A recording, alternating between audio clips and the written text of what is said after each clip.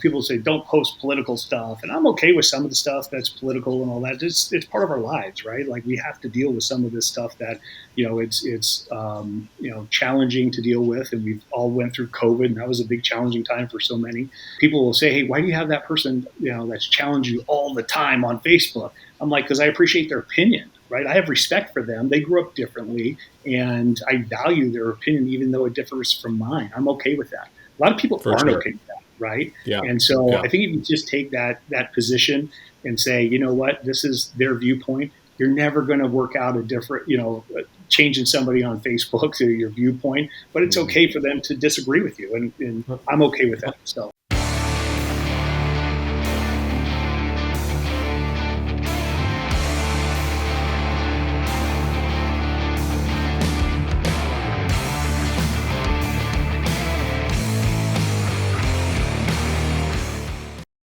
All right, so welcome to the Strategic Agent Podcast, where we interview thought leaders in the industry, team leaders, and real estate badasses that have taken their business to the next level, where we really figure out and dig deep in what's worked throughout their career and what's working for them in today's market. So today I wanted to welcome my good friend Brent Conley. Brent, welcome to the show, buddy. Hey, thanks, Gabe. Appreciate it. Thanks for joining me. I know we were wanting to plan this, so I'm glad we were able to calendar it out. And Brent is a business partner of mine, and we have had an opportunity to work together for the last couple of years.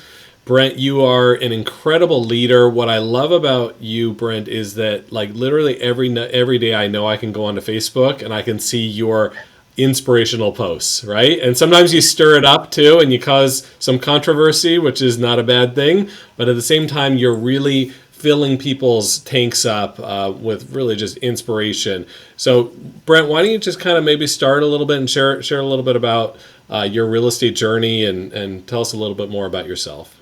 Sure, thanks. I'll touch on Facebook.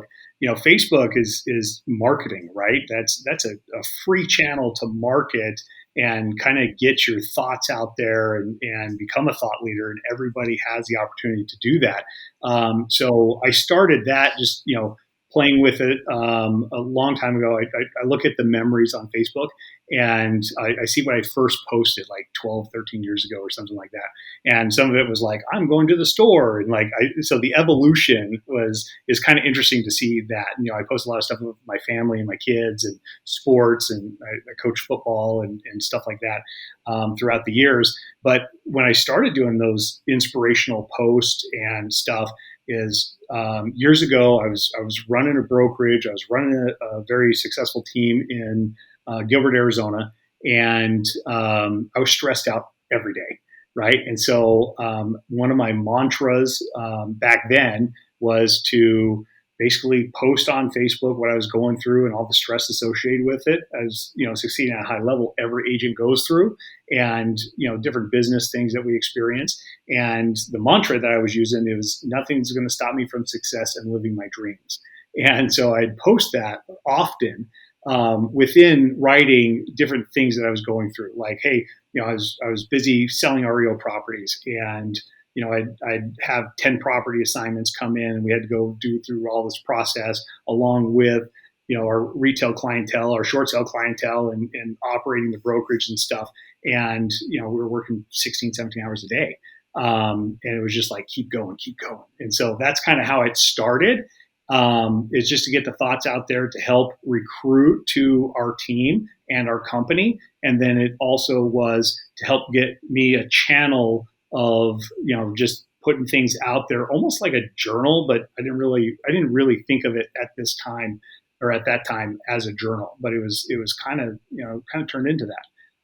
So that was the Facebook stuff. So I post all kinds of different stuff, and everything I post is real. Like I experienced that. These are my real thoughts. It's not show or showmanship out there. It's like, hey, read this and get on with your day and do whatever you need to do. So I'll post all kinds of different stuff on Arizona real estate, California real estate, things that are happening around the country, things I'm excited about, and it's a great channel. Well, unpack that a little bit, because your authenticity really shines through, right? And like it Yeah. is real, right? Sometimes And too when, much. well, you attract your tribe, right? And Yeah. so like there's definitely the part of people that people in general or agents that they say, oh, if I say this, I may turn a lot of people off and then I won't get them as clients.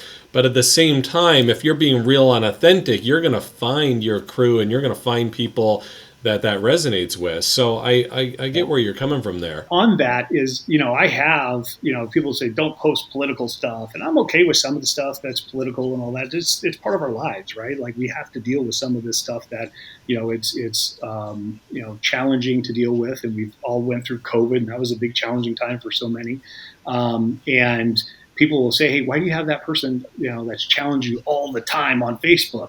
I'm like, because I appreciate their opinion, right? I have respect for them. They grew up differently, and I value their opinion, even though it differs from mine. I'm okay with that. A lot of people For aren't sure. okay with that, right? Yeah. And so Yeah. I think if you just take that position and say, you know what, this is their viewpoint, you're never going to work out a different, changing somebody on Facebook to your viewpoint, but it's okay for them to disagree with you, and I'm okay with that. So 100%. Yeah, I think that needs to be well understood out there because there's yeah, so many people out there that literally, oh, they've got a different opinion and they've shared their opinion. I'm going to cut them off and not be friends with them anymore on Facebook, right? There, yeah, at what point did we decide we can't have different opinions, right? Like right, that's the beauty of this. I can hear your opinion even if I don't agree with it. I can still see where you're coming from, and even though I have a different viewpoint, I'm not going to cut you off and say, oh, I'm not going to be friends with Brent anymore. He thinks this. So I can appreciate that. But, going back to, you were talking about your positivity, right? That mantra that you said to yourself every day. Did that help get you through like some really tough times? And then at the totally. same time, did you feel the need to like start publishing that content out there to like help bring other people around you along for the ride and raise them up as well? Yeah, I mean, I think a lot of people are surrounded by negativity, especially in real estate, right? Like, there's so much negativity out there, and there's emotional ups and downs in our business, right? And if I'm leading people, then I've got to recognize that and say, hey, how do we get through some of this stuff? And there's a tough stance a lot of times. There's an empathetic stance a lot of times, and it's really like people need leadership, and they need the strong people in order to just get through their day. And they need the encouragement. They need to say, hey, you know what? I had a bad day too. Like my day was terrible, but this is how I recovered from it. It was a bad 5 minutes. It was a bad 2 hours. It wasn't a bad 24 hours. And, I'm just moving forward. So I think it's really important to, just help others through some of the stuff that you think and what you're trying to move through and navigate. And I've had plenty of challenges in my life, in my business life, that had to be navigated through. And a lot of those things I don't share, right? There's some tough days that I never posted on Facebook and stuff. But the Mm-hmm. next day, sun comes out. And I'm going to say, okay, how am I going to fix this? And I'm going to Yeah. move forward. And I think I'm trying to bring people along with that journey. And, here's the real me. And that's what it is. Yeah. Yeah. You're huge on mindset too. I can tell. Yeah. Mindset is the only way to succeed at anything that you do. If you're going to have a negative mindset, it's not going to work. I learned this from one of my mentors, Mike Ferry. I started doing affirmations, following him and doing that in the seminars. And I did them outside when I had a coach and all that stuff. And then I just started doing incantations with Tony Robbins, and that took it to a whole new level. And I just never stopped. And I think that having a strong mindset and continuously, not necessarily sharing for everybody else, but sharing for myself, like this is the channel to get something out. And that's where I came up with the mantra is like, hey, nothing's going to stop me from success and living my dreams. And Yeah. all those little things, those bumps in the roads, they're going to go away because they're not going to be important in 5 years from now. The important Right. things are how do I navigate through right now and how do I plan for a better future? So Yeah. I'm pretty big on that. Awesome. Awesome. Well, share with us a little bit about like when you started out in real estate, and then if you were a solo agent, then did you decide to form a team? I knew at one point you had a very large brokerage. So kind of give us like the transition of your career so we can get a little bit of background. and then we'll kind of go into some more tips that you have for agents today. Sure. I was a complete failure, right, when I first started. It took me 8 months to sell my first house, right? I was working a job part time. This is with my dad being in real estate, owned a brokerage in Huntington Beach, California called Newport Properties. He had a bunch of agents that worked for him and stuff like that, and folded into, I think it was ERA. This was in the 80s or whatever. So even though I had a background in real estate, farming neighborhoods for him in Huntington Beach at 8 years old. I was stuffing envelopes, doing all that stuff. So I kind of grew up in that section of the business, doing that. Family got divorced, ended up in Arizona. I took a whole different path. Before I got into real estate, I was in the trucking industry. I owned a trucking company at 21. Ended up getting rid of that to go into real estate because I hated my life. So it took me 8 months to sell my first house. And I was working at this local trucking company in the Phoenix area delivering auto parts. I'd get up at 1 o'clock in the morning, go to work, break the trucking dock or all the freight. And then I would take a bird bath in the restroom, and then I'd go door knocking. And so I also I was with Coldwell Banker at the time when I first got my license. And so I'd go to Coldwell Banker Success School in Phoenix also. And so when I go door knocking, I'd be exhausted because I'd be up half the night, right? I was fairly young, so I was still up till 10, 11 o'clock at night, getting 3, 4 hours sleep and thinking I was Superman. I'd door knock, and it took me a while to sell houses, right? I had a baby face back then, and nobody really wanted to hire me, right? It wasn't normal for younger people to be in real estate like it is a little bit more accepted today. How old were you? And How old were you when you started? 20, 22 or 23. Okay, I started at 21, so I know exactly Yeah. what you went through. I had a baby face too. Yeah. So, try to build trust, but, door knocking over and over, same neighborhood I was farming. And that helped. I think I got my second listing from farming and door knocking because I'd pass out flyers on the door. My first listing was through a referral through my mom, and it was a elderly community, $114,000 listing or something in Arizona. So built database and eventually started doing more and more business. I sold $1 million house in Scottsdale, and I was still working my job part time. And my buddy said, "Hey, what are you doing here? You just sold $1 million house in Scottsdale. You got enough money to quit and just go full time." And because I was just used to that paycheck, right? And it Right. was almost like golden handcuffs. And long story short, I quit and went full time. Didn't look back, and it worked out pretty well. I joined a 100% company there for a while, and then I ended up at Keller Williams. And then out of Keller Williams, I had a business partner there, and we started Solutions Real Estate. Our broker was also a partner as well, and we grew Solutions Real Estate in Phoenix to 320 agents, and we opened California to 100 agents, starting from zero, and didn't know anybody in San Diego when we opened. And grew that. Ended up selling the company to Century 21 in Phoenix. I retained ownership in California. I was going to rebuild, lost a bunch of agents, did all that stuff, and ended up losing my passion for real estate. And I was just burnt out, working too much, and trying to find the support that I needed. And I was actually in Scottsdale with some friends that were at EXP, and I had no desire to join that company, and I ended up joining the company. I thought that was the best path for me at the time, best decision I ever made. That was about 4 years ago, a little over 4 years ago. But during the course of my career, I've maintained teams in both states for 10 years now, and we succeed. Not a huge level like I did at one point, but we're maintaining a good level of success today. I'm growing our organization, supporting people like Gabe and all of his people in growing this organization. But I think the biggest year was 850 transactions back when I was a big REO agent. and short sales and doing all that stuff, running a team. So And 850 transactions, was that your whole brokerage or was that your team? no, that was my team. That was your I team. had 28 people on my team, including buyers agents and staff. So we were doing well. I had every account that you could possibly get except for HUD. I didn't have HUD, but Fannie, Freddie, B of A, Wells Fargo. I had 400 something listings in the Phoenix market at one time, along with the company. So we're recruiting and doing all that stuff as well. And our agents were phenomenal.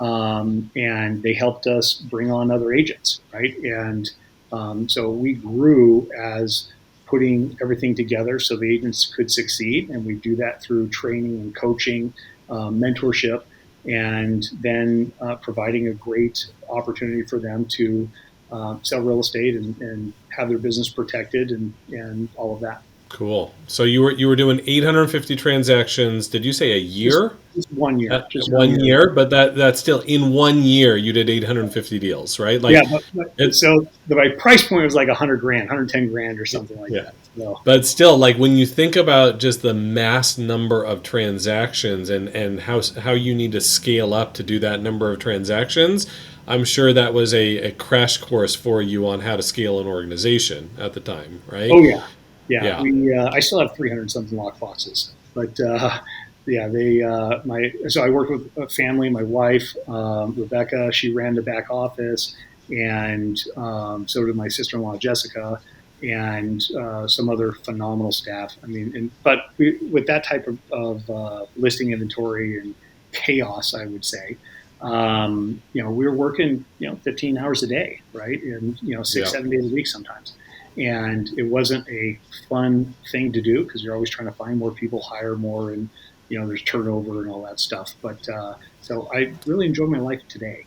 So, That's a good transition. Why don't you talk about where you're at today and what you spend your time doing today and kind of compare and contrast, yeah. what it was like, back then when you were a team leader and had a big team doing 800 deals a year compared to what your life and lifestyle is like today.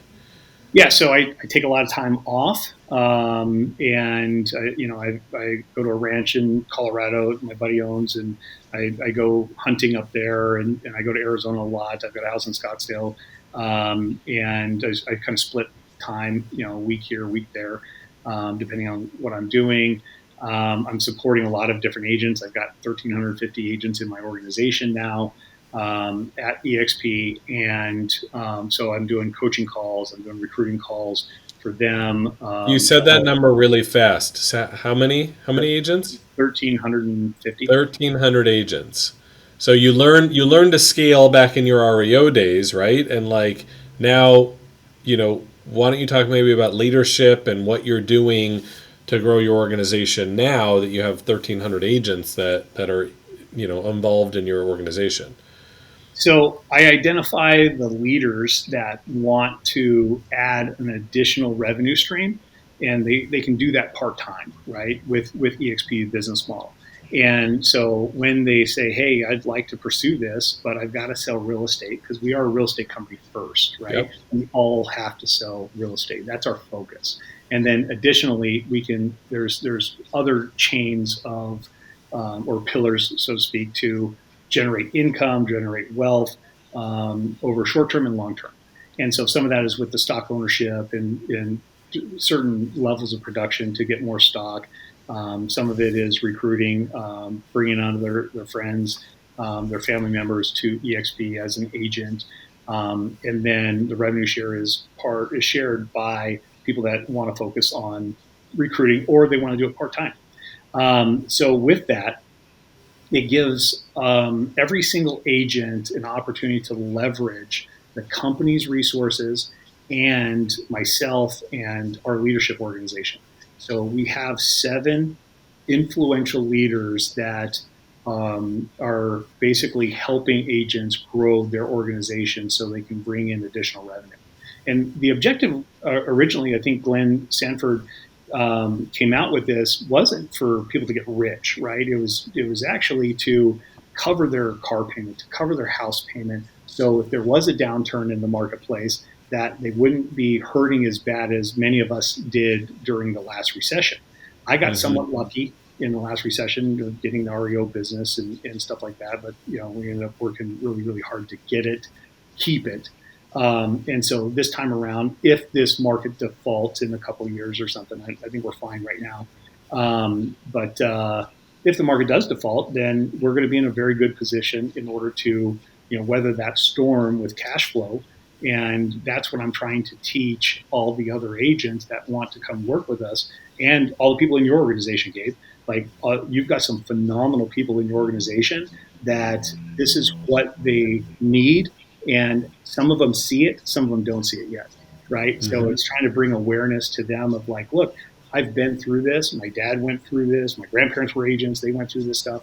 My uncle's an agent. He's at EXP now. He used to run Sotheby's in San Diego, and so my whole family's in real estate, right? So we've seen downturns, had deep discussions on a lot of this stuff of how to navigate. So every single agent or business person needs multiple streams of income so they're not reliant on their daily activities, right? Yep. So not Yep. fully reliant. Maybe it's okay, I'm going to be 90% of my daily activity selling real estate, taking listings, taking buyers out and writing contracts, but maybe 10% of that time frame that they have allocated to wealth building or Yep. another revenue stream. So a lot of people like yourself have teams, and they're already in the recruiting process anyway.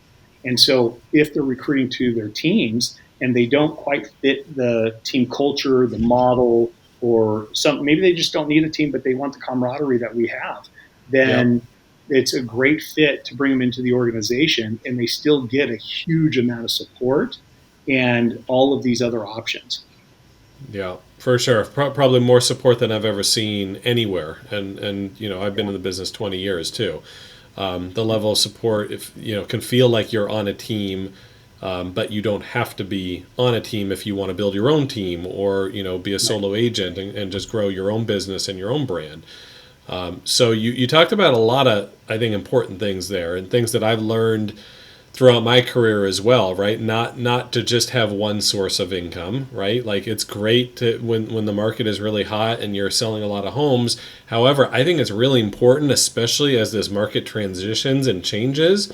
And you and I have both been through a down cycle where a lot of agents were caught holding the bag, right? And if they Yeah. did not flip or switch into that REO market or flip and switch into working with investors or working with short sales, a lot of those agents got into trouble and got out of the business. And so as Right. we're seeing this time around, which is definitely different than 2008. However, if you look at transaction volume, it's down across the board, right? Yes. In some cases, it's down 40%. Even in certain price points, it's down 50%. So if Yes. you're looking at where you're operating your business and you were only focused on one thing, which was helping buyers and sellers, which is still my main focus, right? I Right. still mainly focus on helping buyers and sellers and helping my team help their buyers and sellers.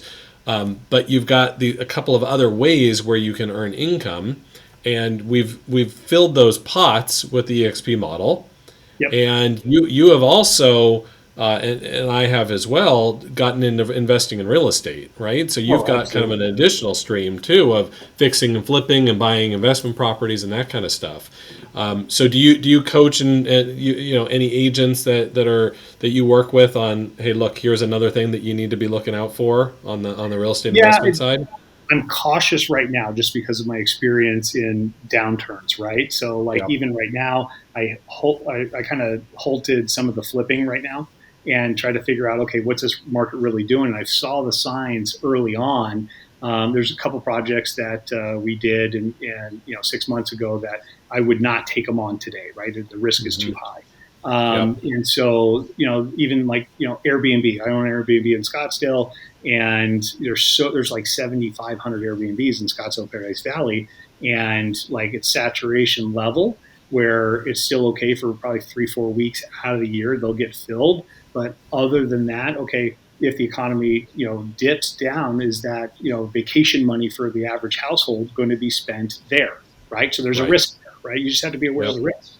And Yep. so if you can't afford to take that risk of saying, okay, I'm not going to get this X amount of return and I'm okay with this, And it can be, those numbers that I see some people, sharing their numbers over the last couple of years. Those just aren't going to be real numbers this year, right? So Yeah. the performers are going to be off. Even the proven history of the rent rolls, so to speak, are going to be off. So I think you just got to, navigate with caution. I think if you got a great listing that you can pick up at a decent price, I think that's fine for long-term rents and stuff like that.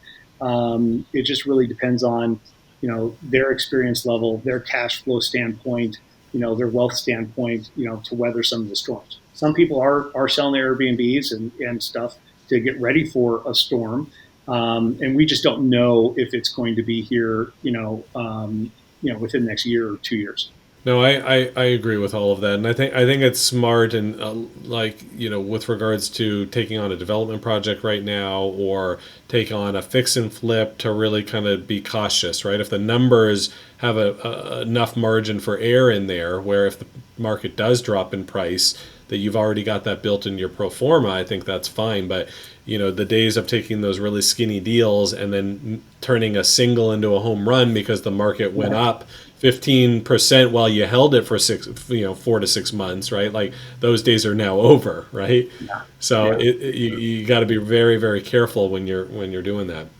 So Yeah. what other advice would you give to maybe an agent as we kind of wrap up here? Whether it's a newer agent that's just kind of getting into the business, still struggling to get their first deals, to maybe that agent that's been in the business for a while and is looking to navigate this changing market and also increase their sales and take their business to the next level. Maybe you can kind Sure. of give some of your last parting words of wisdom. Yeah. So, I think prospecting has to increase, right? And people got really comfortable not prospecting over the last few Yep. years, right?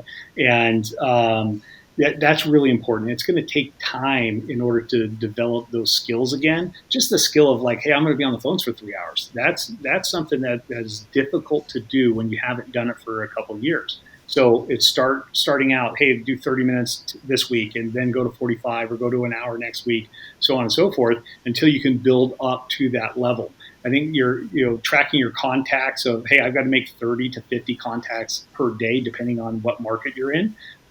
That's pretty important, and have actual conversations. At least get told no, or get told that call me back in a week or two, and that's going to count as a conversation if you're hardcore prospecting. I think the world has changed with internet leads, all the data out there. Everybody has the data, right? They have the Yeah. comps. They have, they're really looking for solutions to their problems. And I think if you're going to market, you've got to talk to their problems, and market to their problems. You think you've got and create really good, solid, trustworthy solutions.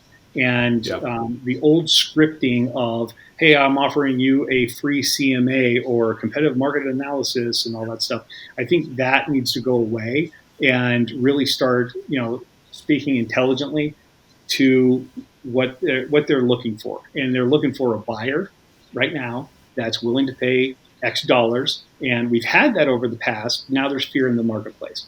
So it's now, Yeah. hey, this is what I'm going to do to market your property. This is how I communicate to other people that are looking for a property like yours. And this is how we're going to maximize your proceeds when you list with us. Right. And No, so for sure. I think the team is here to stay, because there's reality. There's just too much to do in real estate to create that high level of service, and the Yeah. marketing and the follow up and the expectations. The expectations, right, are like a now society, and the now society speed to lead is here for internet leads. The level of trust out there isn't out there like it used to be. So I think you've got to earn that. You're going to earn that through your previous sales and how you're going to communicate with those buyers and sellers today. So buyer presentations of, hey, this is how I'm going to protect your interest along the way, and this is what we're going to do to find that dream home for you. That's really important, and that's really important on converting a lead up front, and educating the consumer of your value prior to them saying yes, because most agents just want the yes first, then they're going to educate this consumer. I think educating the consumer up front is here to stay for a long period of time. So, I agree with what you said, and going back and diving into just a little bit with regards to like giving the homeowners out there options, right? Like, you know, every homeowner does not fit into the same box, right? That's why we're giving different options and different messages to the consumer, right? Some might want a cash offer on their home. Like they don't want to deal with putting their home on the market and fixing it up, and they want to move and they want to be done with it, or they want privacy. So that might be, a cash offer program. They may want to absolutely milk every dollar or every last cent that they can out of the property, and they may benefit from a renovation program where we would front the cost for their home renovation or getting it at least dialed in and pretty prior to putting it on the market.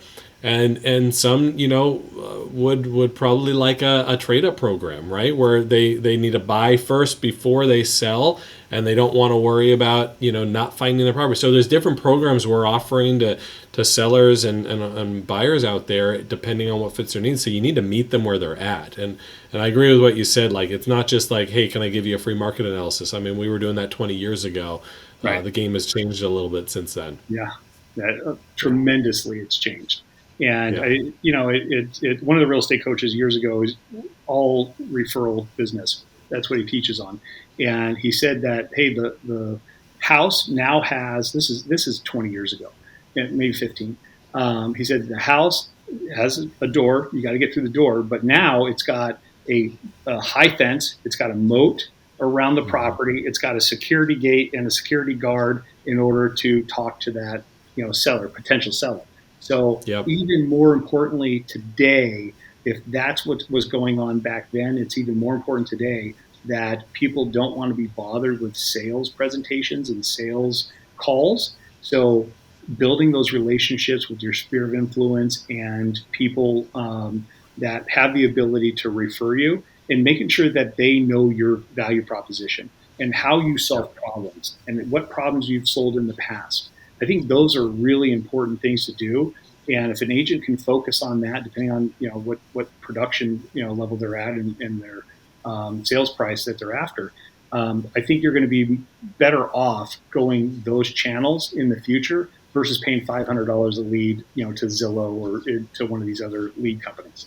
So. No, I agree with that completely. We tried Zillow for a little bit of time, and I know agents that do have success with it, but it was just not worth the cost of those leads to make sense. I mean, Zillow was charging in our market $500 to $700 per lead, right? For a live connection, right? I would rather spend more time building my brand and doing more video content and case studies and showing how we're helping people and driving the calls or the people that want our help or like what we're doing out there, drawing them to us versus paying for someone who signed up on a website to literally just follow up with them and chase them on the phone. So I've talked to a lot of agents that have been having the same sentiment. Yeah, and if you look at the money that's spent online, I spend a lot of money online, and for online lead generation, and the lead cost is extraordinary. But the trust that comes in, it's just not there, right? It has to be backed up by your YouTube. It has to be backed up by the things that you're sending them and educating the clients and so on and so forth. But even at that, there's a huge percentage that isn't going to, want what you're offering, right? Or they already have a connection. They're just using your website, and that's okay. So I'd rather spend more money taking people to dinner or lunch or coffee and to get to know them on that personal level. That's more important than ever. And to if you know that, hey, this person works at this company and their wife works at this company, their kids' names are here, and their birthdays, that's important data, right? And then it's, hey, they'll answer the phone when you call, right? They're happy to come to a client appreciation event, or or they call you. This is how I built a huge part of my success. Is I always helped my people find jobs, right? So I'll use just different things that that come about. Like the REO market went away.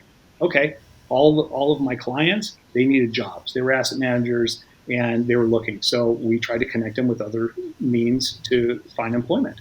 Or we encourage them to get your real estate license. I'll coach you, I'll train you in order to make you successful. And that is a huge way to really help them in a manner that nobody else will help them in. They're not paying attention, right? So what can you do for your database, your clientele that nobody else is willing to do? And that's really having a conversation in what's in their best interest. Yeah, totally. It all comes down to relationships. This is a relationship business, and yes, there's multiple ways to generate business, but you build a strong referral base from your past clients and people that know, like, and trust you, and you grow it from there. Yep, For sure. Yeah. Well, absolutely. Brent, thanks so much for jumping on with me. It was great chatting with you. I learned more about you today in the last 20, 30 minutes than I did previously. So it was a Oh, that's win-win good. there. Yeah. And look forward to seeing you in Vegas for EXPCon. Absolutely. I will be there. Awesome. All right, buddy. Well, thanks a lot. Take care. All right. Thank you. Hi, I'm Gabe Cole, and over the last 20 years of my real estate career, I've learned from some of the top real estate coaches and agents in the country. I've always had a strong desire and the mindset to grow to the next level and be the best version of myself. I want to add value to other agents out there and share the knowledge that I've gained and continue to learn through the experience in this business. Welcome to The Strategic Agent. Make sure to subscribe and hit that notifications icon and get alerts when I post anything new for real estate entrepreneurs looking to up their game.